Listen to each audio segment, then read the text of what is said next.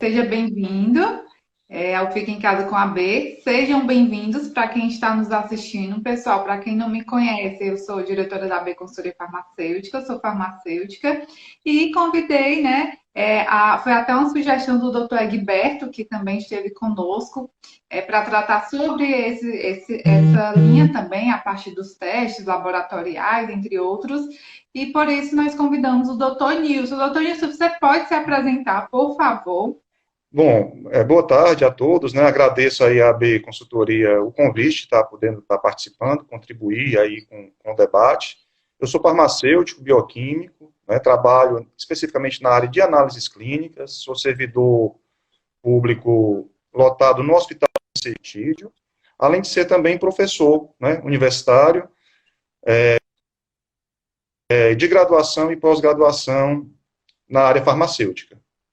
Excelente. Doutor Nilson, a gente vai tratar sobre um tema, né, bem alinhado com o cenário atual. É necessário, de fato, ferramentas, né, para o diagnóstico da Covid-19 acho que de 30 dias para cá, acho que mais, né, 30 a 60 dias, foi colocado que pessoas com sintomas graves, com determinados sintomas, deveriam fazer testes, né? E a minha primeira pergunta quais são esses testes, né, que existem aqui no Brasil que podem servir como parâmetro para diagnóstico da Covid-19? Alana, tem especificamente dois testes hoje sendo utilizados na linha de frente, vamos dizer assim, no diagnóstico da Covid-19, né? O RT-PCR, né, que seria a transcrição reversa seguida de PCR para o diagnóstico de estrutura genética do vírus. Esse teste é um teste que é mais demorado, um teste muitas vezes mais caro, mais dispendioso de valores, quando se vai se tratar de custos, né? Mas é um teste que se ganha muito em precisão, é um teste que é bem mais preciso, é o considerado padrão ouro para o diagnóstico da Covid-19. E tem também os chamados testes rápidos, né? Os testes rápidos, eles avaliam a questão da presença dos anticorpos. Eles estão começando a chegar agora no Brasil, né? Nas últimas semanas, as primeiras remessas chegaram ao Brasil. O Ceará já consta com alguns laboratórios particulares e o próprio sistema público, a CESA, a Secretaria de Saúde Estadual, bem como algumas secretarias municipais, já estão também trabalhando com esses testes rápidos. No primeiro momento, o intuito do uso desse teste vai ser para um diagnóstico mais rápido de um paciente grave e para o diagnóstico inicial também de portadores de sintomas que sejam profissionais de saúde, certo? A utilidade dessas primeiras remessas que estão chegando vai ser para atender essa demanda. Mas o intuito é que, mais à frente, se consiga adquirir uma quantidade maior e melhor para que se possa expandir isso para a população mais em geral. Perfeito, doutor Nilson. Você falou em questão de precisão, né? Você já colocou que o PCR é um teste mais preciso. Se a gente for comparar as vantagens e desvantagens, custo-benefício, em que momento de tratamento um deve ser feito, o outro não, se a gente for comparar esses testes, você poderia colocar alguns pontos de vantagens e desvantagens de cada um? Sim, com certeza. A grande vantagem da técnica de PCR, do teste de PCR, é a questão da especificidade, ou seja, a chance de encontrar o vírus e confirmar o diagnóstico é maior do que nos testes convencionais utilizados, testes rápidos. A desvantagem, e a maior dela no momento, é a questão do tempo, né? A técnica em si, ela pode exigir aí de 8 a 24 horas para realizar, dependendo do tipo de equipamento, do tipo de kit que a pessoa, o analista esteja utilizando.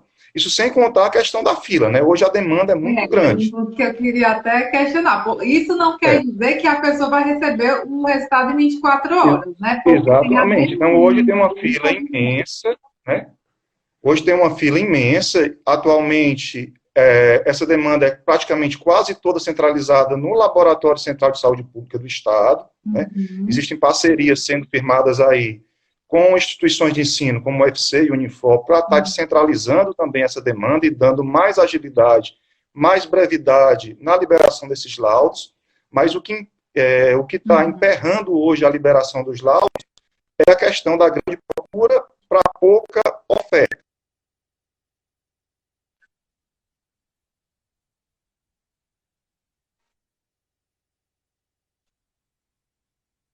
Até um tempo atrás. Da vantagem do teste rápido seria o quesito tempo também. A agilidade dele de se encontrar. Oi? Deu uma queda aí, eu creio. Não, pode continuar, pode prosseguir.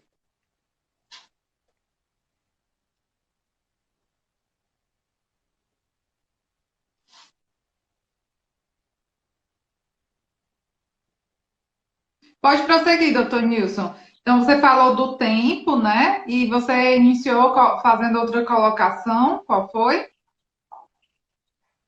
Eu falei da questão da demanda muito grande, não é? Porque isso acaba acarretando num prazo longo. Então, hoje estão se liberando aqui no Ceará, com 14, 19 dias, um teste de PCR, devido à grande demanda, né? Então, não temos nem pessoal, nem equipamento, maquinário, né? Equipamento para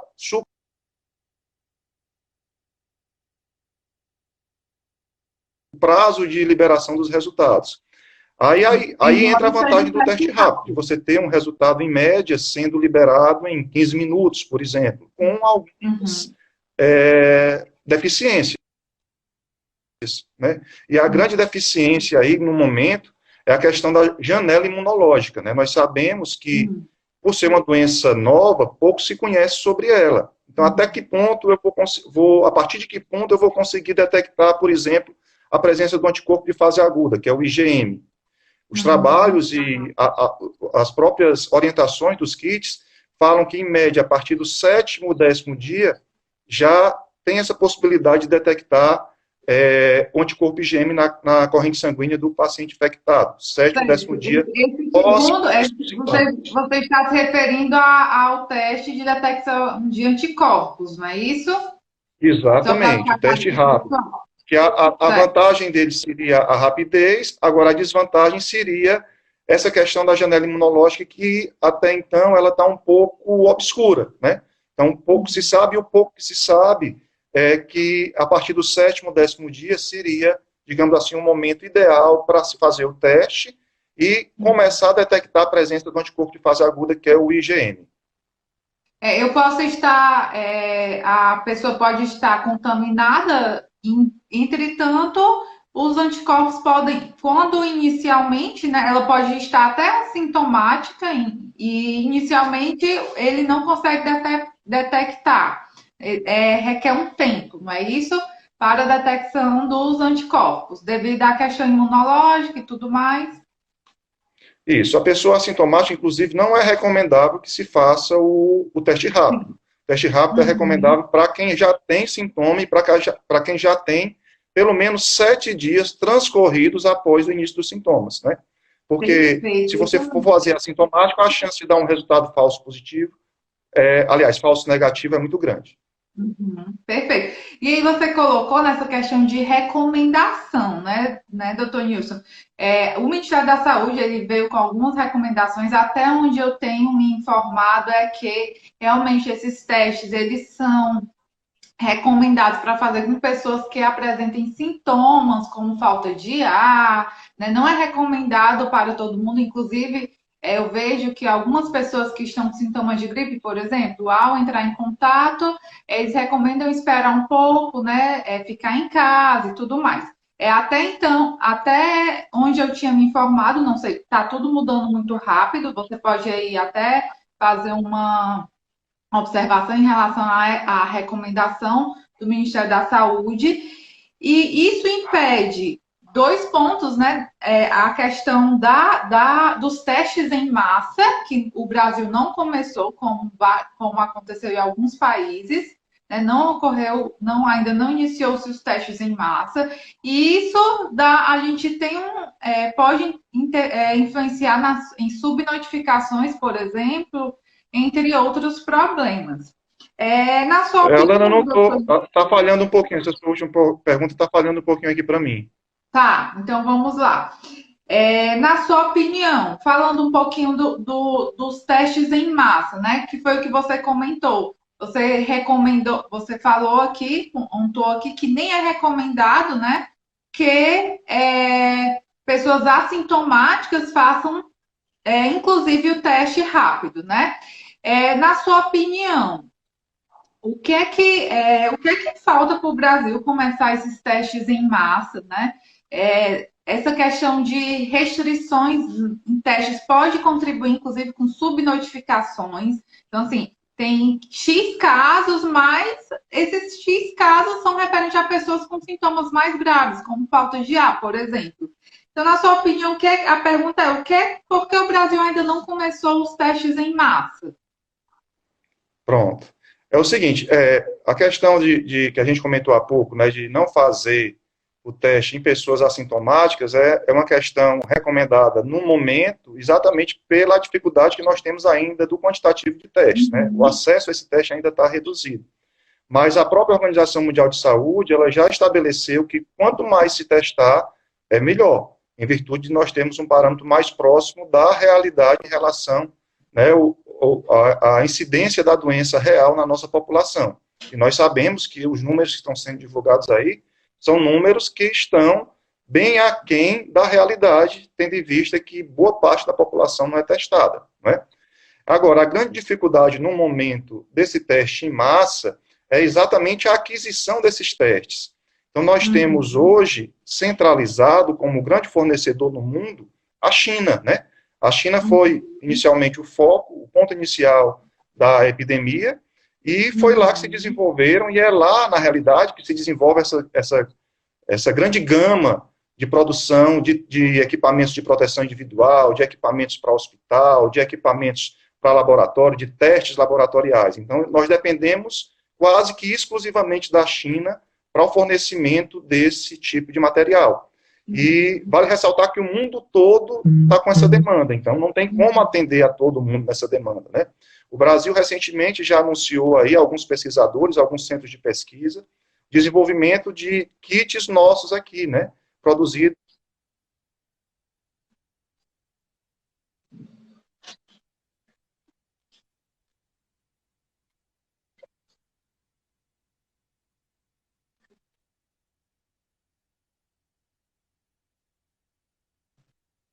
Doutor Nilson, vou pedir para você repetir só um pouquinho na realidade, que está travando aqui. Oscilou aí? Se você puder voltar só um pouquinho, que está travando aqui. Deu uma travadinha. Pronto. Eu estava falando exatamente que a nossa dependência, não nossa exclusivamente Brasil, né? A nossa dependência mundial em relação ao mercado chinês está.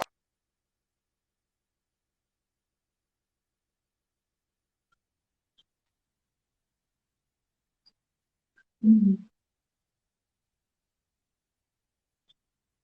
Então, isso faz com que a gente não tenha conseguido ainda esse quantitativo adequado de testes. E, como eu estava falando também, que, na hora que falhou, né, essa pandemia, além dos aspectos negativos, que obviamente ela vai nos deixar na memória, ela vai trazer também algum legado positivo. E dentre os legados positivos que a gente deve ter como lição é não depender exclusivamente de um único fornecedor mundial de determinado tipo de produto, sobretudo de produtos relacionados com a questão de saúde pública, né? Porque numa situação dessa global em que todo mundo precisa, a gente não tem a quem recorrer. Desenvolver. Ou seja, investimento em pesquisa, né?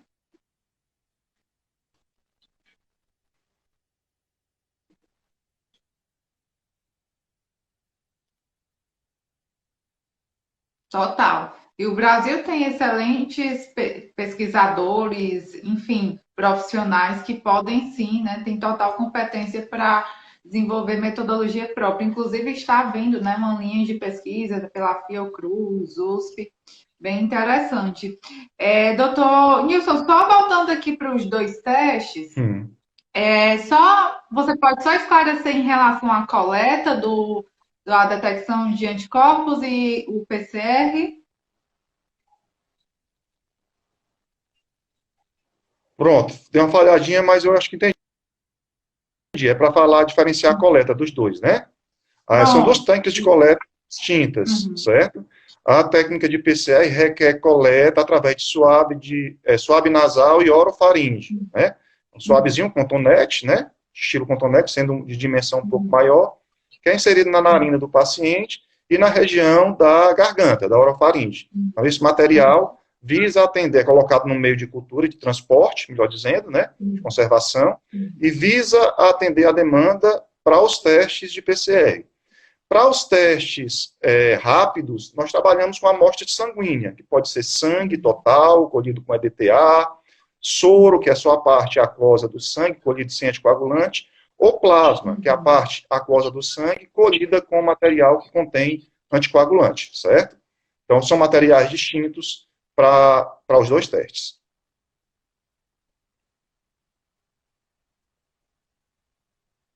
Pode continuar. Não sei se eu fui claro, né? Eu diferenciei Só o finalzinho que falhou. finalzinho Só falhou? no... É, isso. A questão do SUAB para o teste de PCR ficou compreendido, né, que é utilizado SUAB de Uhum. nasofaringe, né, da região nasal e da orofaringe, melhor dizendo, certo? E para o teste rápido, a gente trabalha com amostra de sangue, né, o sangue com todo, Pronto. o material, ou só a parte aquosa do sangue, a gente chama de soro ou plasma. Soro, quando esse material é colhido num tubo sem anticoagulante. E plasma, quando esse material é colhido de um tubo que contém anticoagulante. Então, e alguns testes também estão validados para fazer uma gotinha da punção digital, com aquela gotinha que a gente faz, por exemplo, para fazer uma glicemia. Certo? Alguns Glicemia. testes rápidos estão validados para fazer com material de punção digital. Não são todos, certo? Mas alguns estão liberados para isso. Excelente. Inclusive, em relação, você colocou essa questão da demanda, né, procura, a demanda, isso vai influenciar na demora do resultado. A Duda Braga colocou aqui, oi Eduardo, tudo bem? Colocou aqui, a minha irmã fez o teste na Unimed e já está com mais de um mês e não recebeu resultado nem por e-mail. E aí é preocupante, né, pela questão das subnotificações, infelizmente os números não são tão reais, né? Isso mostra, baseado no que a gente vem acompanhando. Doutor Nilson, você falou a questão da validação, né? Aí é uma das perguntas que eu gostaria de fazer o que é que a Anvisa ela considera para estar aprovando os testes, para aprovação de um teste, para ele fazer parte aqui entrar como ferramentas, né, para o diagnóstico da Covid-19.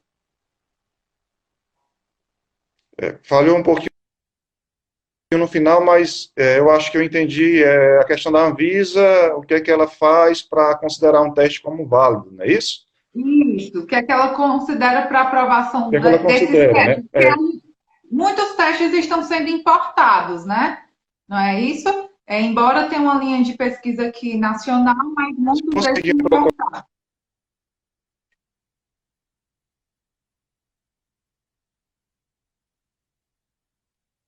Pronto. Travou, mas eu acho que agora retomou.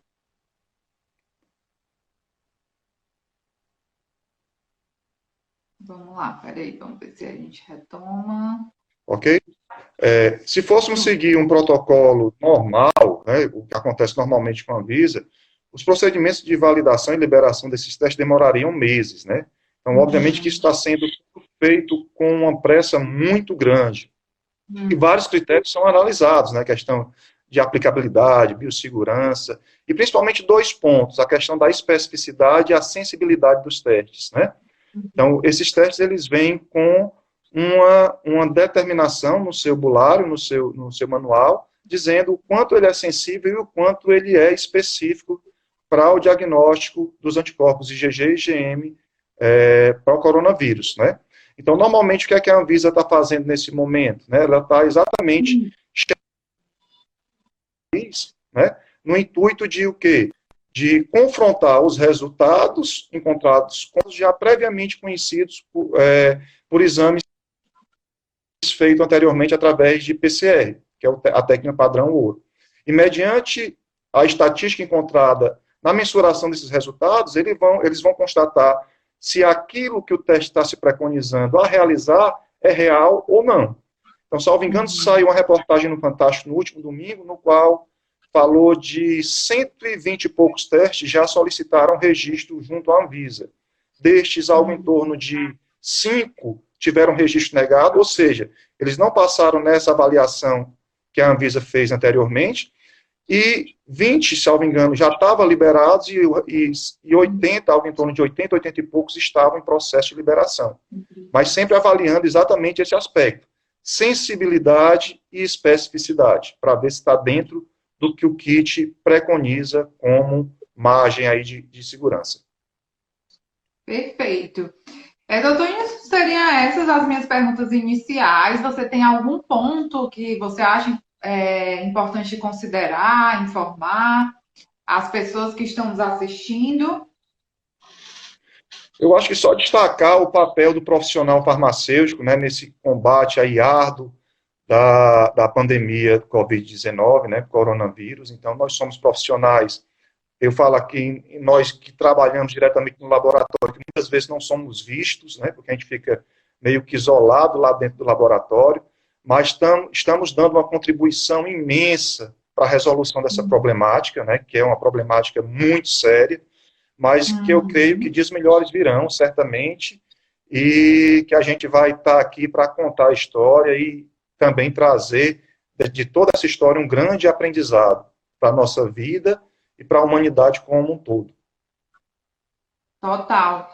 Inclusive, queria parabenizar, né, especificamente hoje a vocês, farmacêuticos, a você, doutor Nilson, por estar aí na linha de frente, né, contribuindo com deve ser realmente dias bem atípicos, né, uma grande demanda, e nós, como farmacêuticos, também temos a questão da liderança, de estar liderando aí técnicos, toda a equipe que está envolvida nessa linha de frente também, né? Parabéns. Suas colocações foram muito esclarecedoras. Muito obrigada mais uma vez pela disponibilidade, tá? Queria, como um agradecimento, enviar uma mensagem, né? Uma dose na forma de mensagem para você. Você escolhe aqui uma cápsula. Almoço, jantar, noite ou manhã? Para escolher? Para escolher. Almoço. Almoço. Então, vamos mandar aí a dose, as energias boas para o doutor Nilson, que está aí na linha de frente. Vou abrir aqui. Tentar tirar aqui a mensagem. Pronto. Tirar aqui a mensagem, vamos ver o que é que temos aqui nessa cápsula.